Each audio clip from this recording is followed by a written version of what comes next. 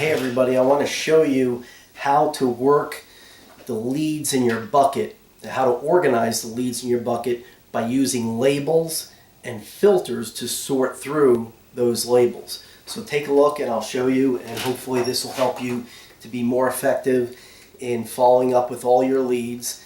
And it's going to become really important that you learn how to do this well, because as you get more leads in your bucket, 20, 30, 40, 50 leads or more, it's critical that you manage all those leads effectively. And you can do that with the use of labels and filtering the labels as you work on your leads on a daily basis. So take a look and I'll show you how to do that.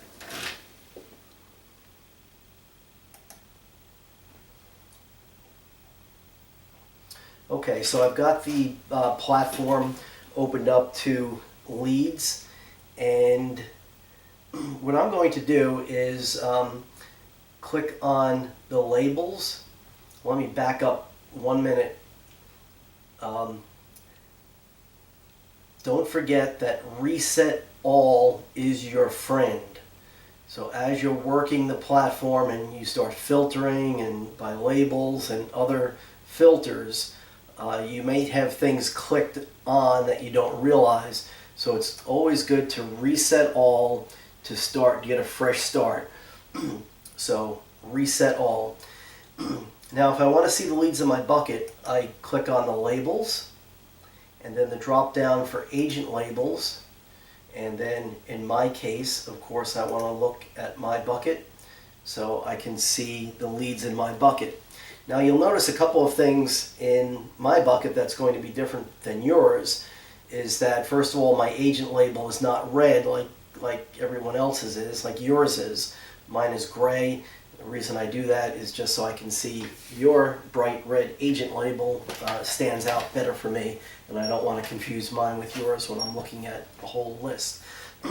And the other thing is most of the leads in my bucket are manual entries that I have entered into the Sync platform. They're not really Sync leads, but leads that I have gotten and put in Sync. There's a few of them that might be Sync leads, but for the most part, these are non-Sync leads that I put into the system.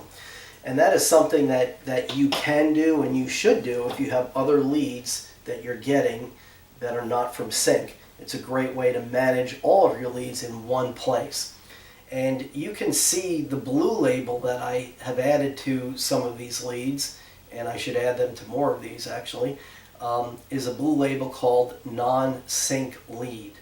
And I want to show you where that is so that if you manually enter a lead, you'll want to add that label to your lead.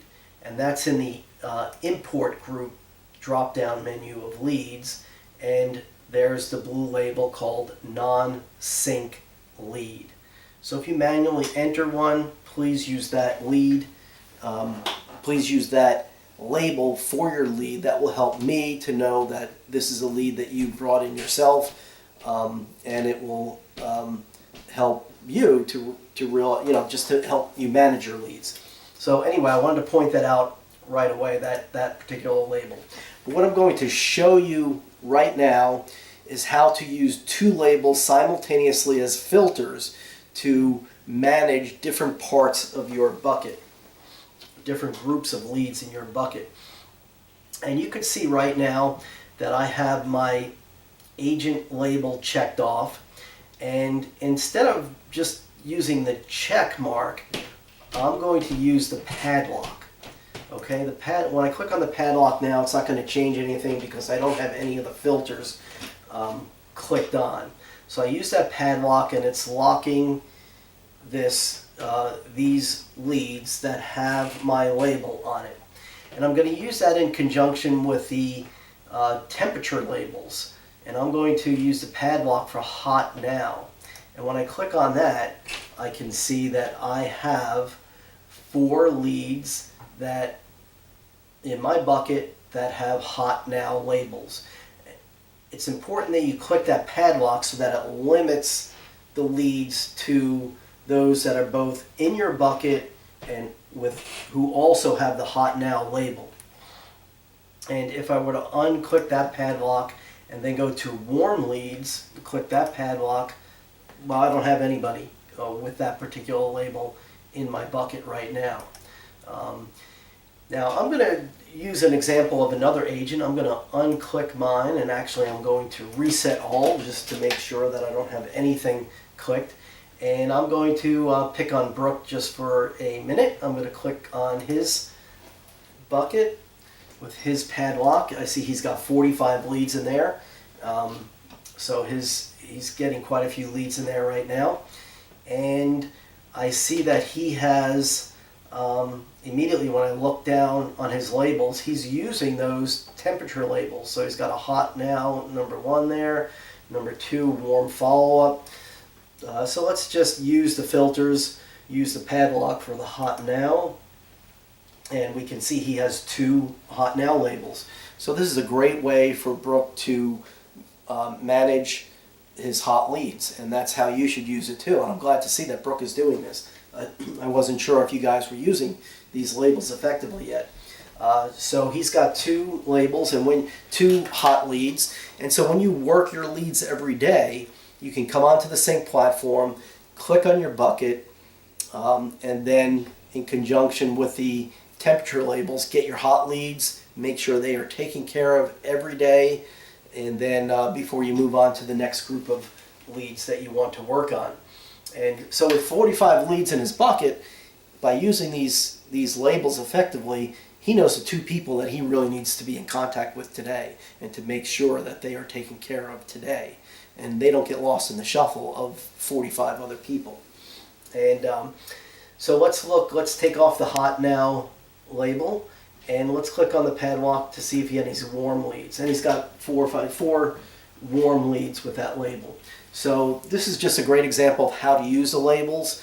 It makes it very effective to focus on smaller sections of your bucket so that you can serve them effectively. There's also another label you should be using. I'm going to click off the warm lead label. And I don't know if Brooke is using this. I think he probably is, but it's a buyer label called Contacted Long-Term Follow-Up. And if you remember, we use that when we do dollar campaigns. We can attach that label to people. So he's got 3 leads with that particular label attached as well. So that's a great way for him to follow up with those leads on a long-term basis. And when he's working his bucket, after he deals with his hot leads and his warm leads, he can go into his long-term contacted follow-up leads and make sure they're all set up with a drip campaign, or he's got a plan to follow up with them, or to use send-out cards, or some way to keep in touch with them over the 3, 4, 5 months or 12 months that he'll be in contact with them to develop that relationship.